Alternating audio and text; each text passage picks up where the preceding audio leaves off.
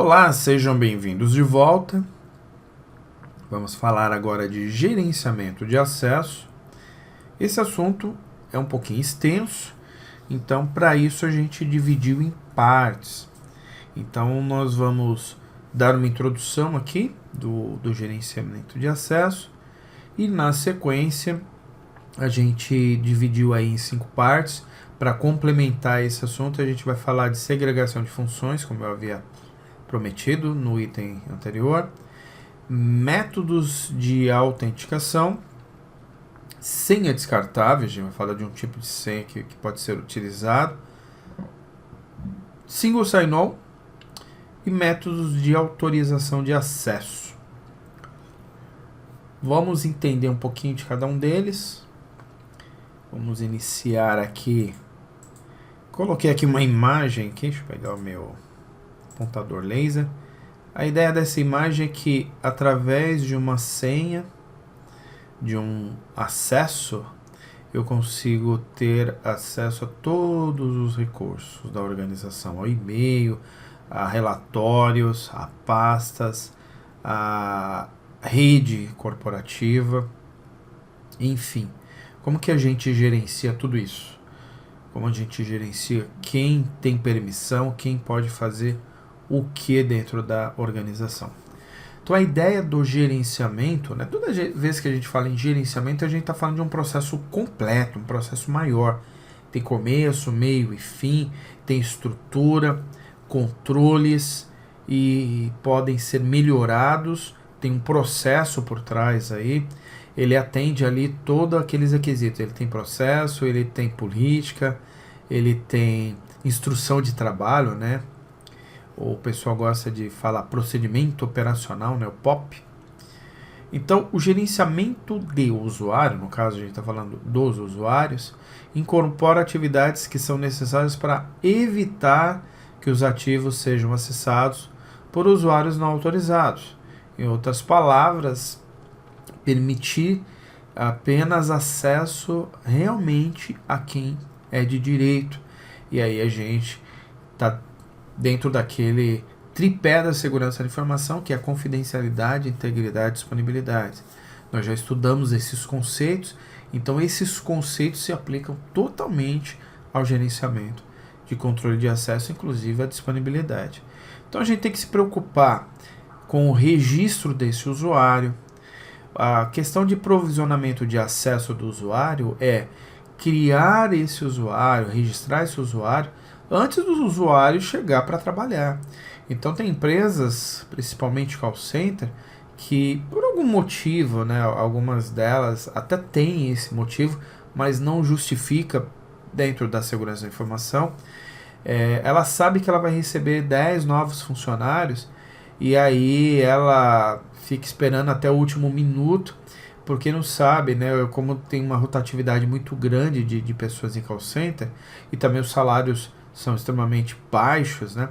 Então é muito comum uma pessoa aceitar um trabalho no call center e depois demora, às vezes ela foi contratada 1 mês antes, 2 meses antes, passa por um treinamento, porque ela precisa esperar a operação dela entrar em produção.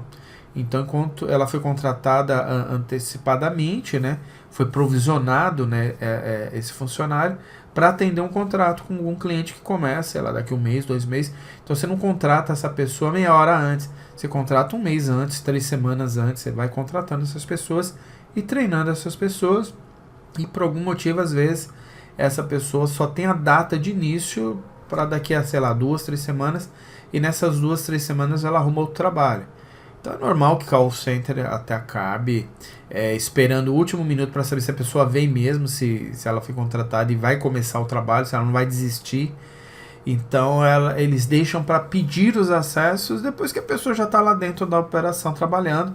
E aí a pessoa não vai conseguir trabalhar e aí entra um problema grave na segurança, que é dividir o acesso com outra pessoa, emprestar a senha para a pessoa logar num outro computador, numa outra máquina. Isso chama compartilhamento de senha. A gente luta contra isso, né, principalmente dentro desse tipo de negócio, como é o call center. Então o provisionamento de acesso ao usuário, ele é um pré-requisito aí para o gerenciamento. Eu tenho que pedir antecipadamente esse usuário e essa senha inicial para que o usuário possa trabalhar. Gestão de direitos de acesso privilegiados, né? Então, alguns acessos de administrador, às vezes eu estou contratando um cara para TI e ele vai ter acessos privilegiados. Então, ele precisa ser gerido em relação a isso.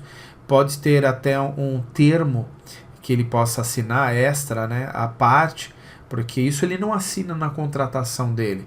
Então, ele pode ser alertado, né, que ele está acessando informações privilegiadas, para ele não alegar que ele não sabia o nível da informação, porque muitas empresas não têm label, né? Não tem a etiqueta, não tem uma classificação de informação formal.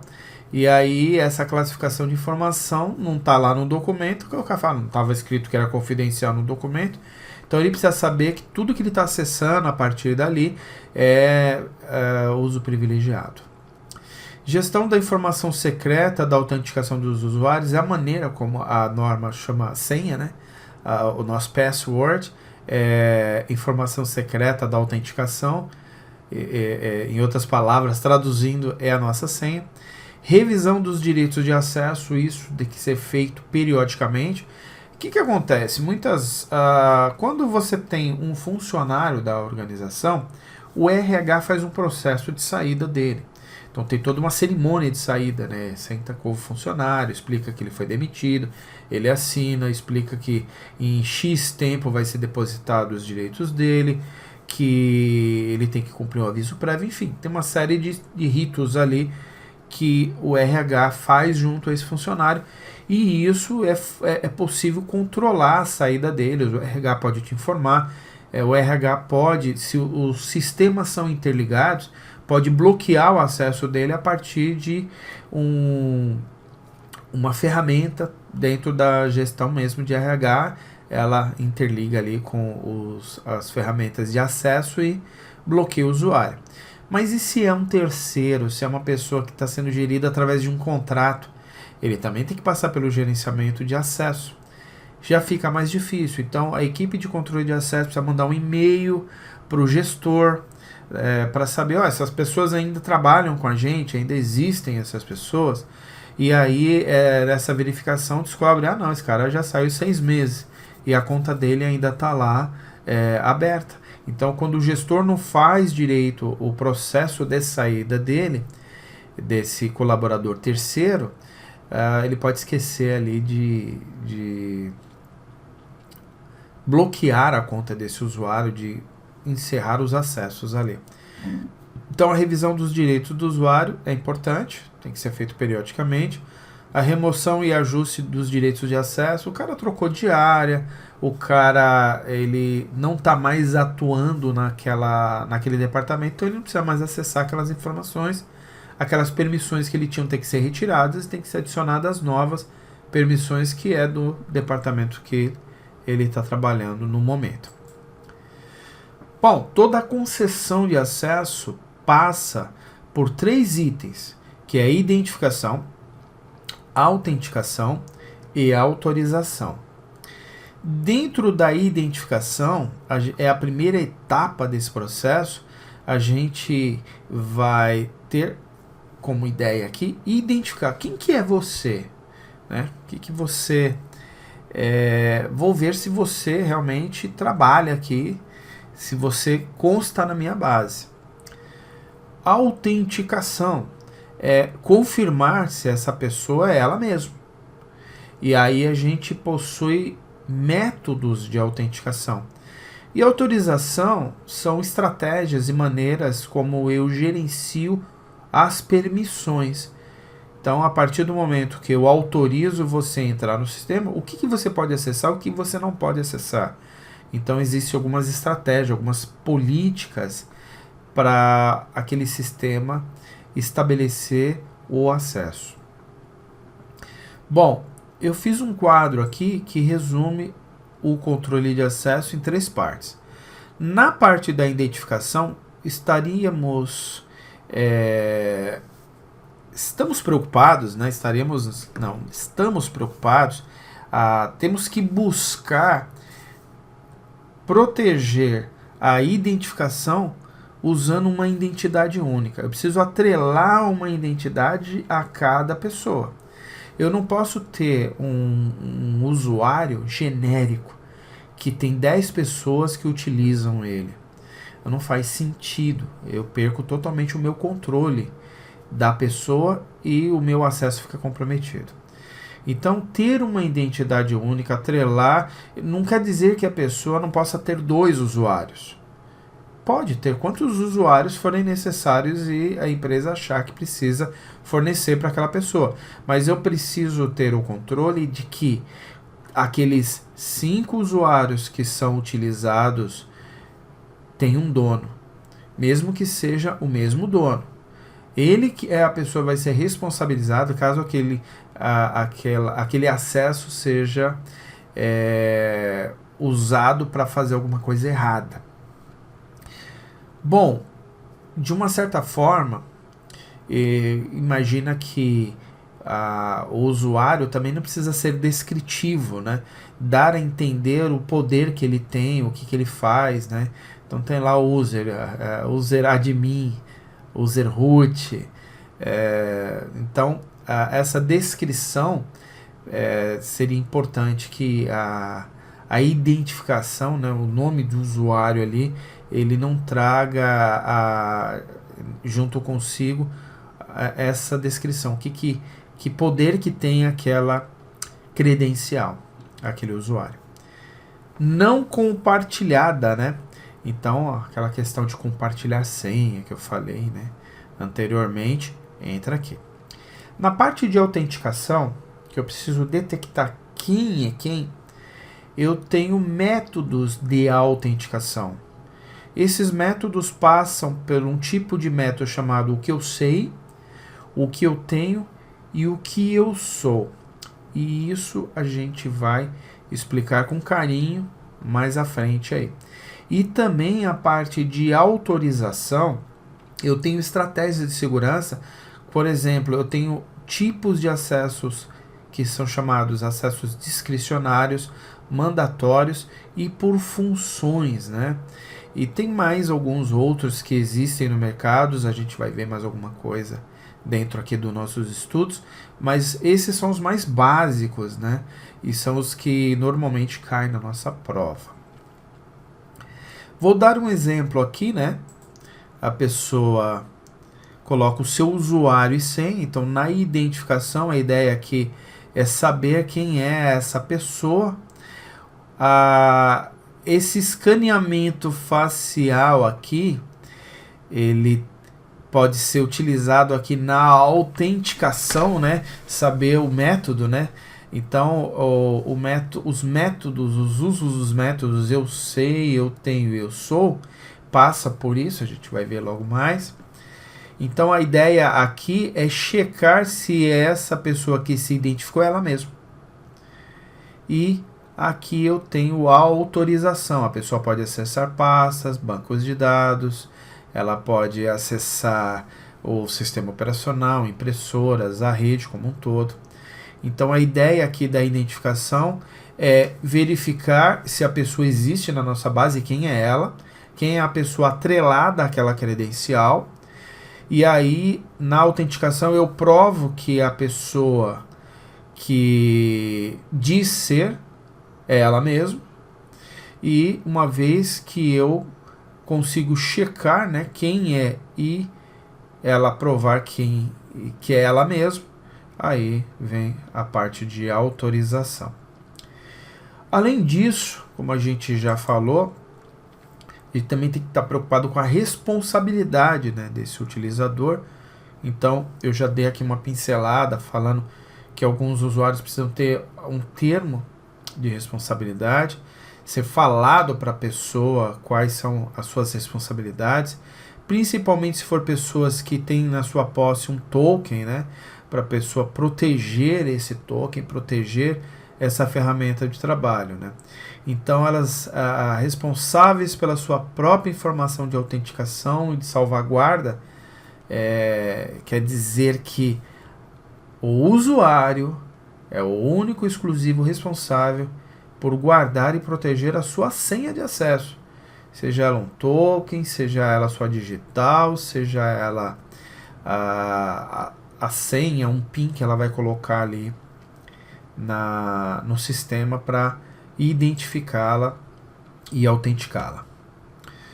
Bom, fica aqui a dica, né? Eu tenho colocado alguns fica a dica, né? Que é para lembrar vocês aí de coisas importantes para lembrar para a prova, quando o assunto é muito extenso, principalmente. Então, obrigue o uso de IDs, né? Senhas individuais. Permitir que os usuários selecionem e alterem suas próprias senhas, né? Procedimento de confirmação e permitir erros. Isso aqui é porque quando você entrega a senha inicial para ele, é uma senha que foi construída por você. Então ele tem que, no primeiro logon dele, ele tem que ter o direito e poder fazer essa troca dessa senha para que a responsabilidade da senha se torne dele, não minha, que dei a senha para ele, eu também sei a senha. Para ele não precisar, mas não era só eu que sabia a senha, essa senha foi que me deram desde o início e nunca trocaram. Não. A senha tem que ter a característica, né? Uma das características de gestão de usuários é que o meu sistema tem a capacidade de trocar essa senha regularmente, obrigue o usuário a trocar essa senha regularmente. Impõe uma escolha de senha de qualidade, né? Eu falar para o meu sistema, configurar o meu sistema para que ele exija do usuário uma senha com, no mínimo, hoje em dia se protege, né? A quantidade mínima necessária para uma proteção adequada já não é mais 8 caracteres. Hoje em dia já estamos, pelo poder computacional que estamos hoje, é no mínimo 10. Aí letras maiúsculas, minúsculas, caracteres especiais, quando colocados na senha, quando obrigatoriamente eu faço com que o usuário coloque isso na senha, eu aumento a proteção aí para uns 5 anos, né? Então, se houver uma tentativa de força bruta, eu posso conter até 5 anos uma tentativa dessa. É claro que a gente vai se proteger contra isso com outras ferramentas, com outros meios de proteção, como uma flag no sistema para que 5 tentativas, 10 tentativas erradas, seja bloqueado o acesso desse usuário. Então, senhas de qualidade vai nos ajudar a evitar ataques de força bruta. Uma flag, né, dizendo para o sistema para impedir que esse usuário continue tentando após 10 ou 5 tentativas, a organização define isso. E também a questão de fazer essa troca periodicamente, a cada ciclo aí de pelo menos cada 45 dias aí, que é o padrão que a Microsoft utiliza. E também configurar no sistema, né, algo do tipo, a pessoa não pode usar a mesma senha, fazer a troca pela mesma senha, ele não pode repetir senha, sei lá, os últimos 24 senhas que ele usou, ele não pode repetir durante 24 senhas. Então ele pode, sei lá, na 26ª vez que ele vai trocar a senha, ele pode usar uma senha que ele já usou, mas lá atrás. Então, como o usuário já vai ter esquecido qual senha ele usou lá atrás, a 21ª, tem isso. Uma outra coisa interessante, para o usuário também não dar um desperto e sair mudando várias vezes a senha para depois ele usar aquela que ele queria, né? Porque se ele souber desse mecanismo, ele pode tentar burlar. Por isso que a gente põe 24 vezes. O tempo mínimo de uso da senha, ser pelo menos de um dia. Então ele demoraria, sei lá, mais de 20 dias para trocar essa senha. E aí a gente pode monitorar, né, até para entender por que esse usuário a cada 2 dias troca a senha. Né? Então, alguma intenção ele tem aí. Manter os registros das senhas anteriores, evitar a reutilização, não exibir as senhas na tela ao serem inseridos, claro, né? Um sistema decente não vai aparecer em texto claro a senha da pessoa. Eu sei que muitas ferramentas web permite que você clique do lado e apareça a senha, mas a ideia aqui é não aparecer como padrão. Se o usuário clicar ali e exibir a senha, porque ele está com dúvida na senha, e a senha é responsabilidade dele proteger. Então, se alguém conseguir ver a senha dele, é responsabilidade dele, precisa ficar claro para ele isso. Isso que serve até de item para o treinamento de conscientização. Esse texto todo que a gente está usando aqui serve de combustível para a gente levar para treinamento de conscientização. Armazene arquivos de senha separadamente dos dados dos sistemas e aplicativos, isso é um requisito para o sistema. Armazene e transmita senhas de forma protegida, por exemplo, por criptografia ou com hash. Aí nesse caso aí o canal de comunicação, né? Se é um sistema web, um certificado digital ajudaria nesse sentido, mas armazenamento da senha ela tem que ser feita de uma forma protegida ou criptografada, ou armazenar ela como um hash, né? Aí ela já vai protegida também. Bom, espero que vocês tenham gostado. Como eu falei, esse assunto é extenso, então cada sessão aqui a gente vai tratar de algum assunto relacionado a isso. Várias coisas que a gente falou nesse capítulo aqui, elas vão se repetir, porque nós vamos aprofundar em alguns desses assuntos. Eu espero que vocês tenham gostado dessa aula. Muito obrigado e até a próxima aula.